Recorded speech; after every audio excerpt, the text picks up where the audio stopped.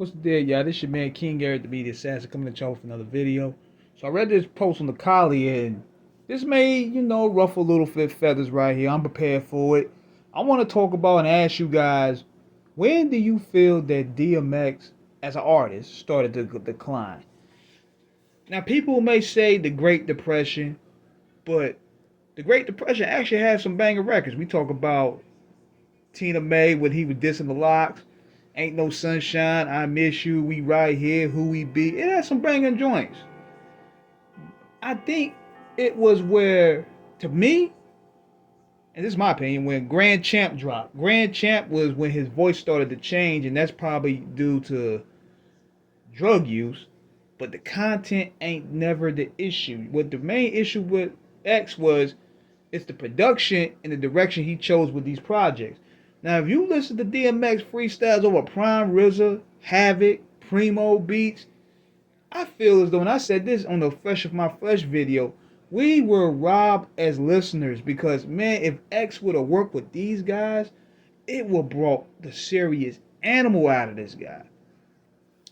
There's people even started to say, well, it started with Flesh of My Flesh, but see, X's name was so hot, Def Jam had to capitalize off of it. So he hit 2 home runs that same year. But I believe, and then there was X. That album there was where he peaked. You had Party Up, which was his biggest hit to this day. What these chicks want. You had What My Name. All the hits were there. The content was there. The lyrics were grime. It was based off reality rap, but the problem also with that album too is that it had a lot of filter. It had a lot of filler, I mean. See, X's albums have always been around the 18 to 20 song mark, and I feel that it should have been cut shorter. Now the first album, yeah. The second album, I could have done away with a few songs. I could have done away with probably, I don't know, man. I think My Flesh and My Flesh, Blood of My Blood is good. Some of them songs will grow to you. But it kind of started around his third album, man. I think it had some of them songs had too much, some of them albums had too much filler on them. But then after that, the drug addiction started to accelerate.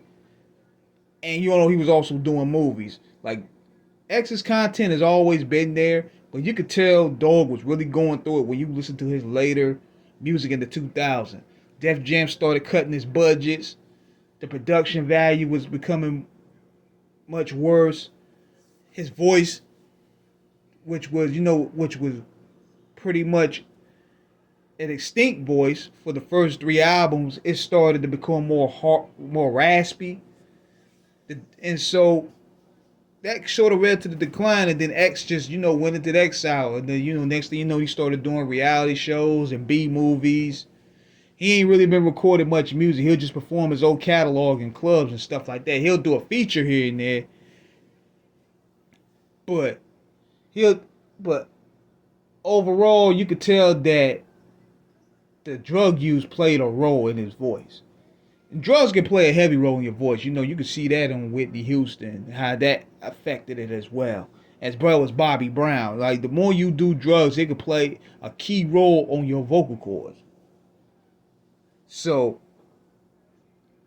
he's still a legend, no doubt. He's still a legend. Those first 3 albums, to me, are what catapulted him to superstardom.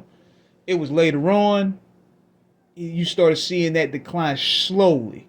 And it really hit an apex around that year of the Dog album. Even though I like that song, Lord, Give Me a Sign, that's a classic to me. But you could tell Def Jam wasn't really trying to invest in X no more. He was on, and then, he was almost out the door. But nevertheless, man, rest in peace to D, one of the dopest to ever do it.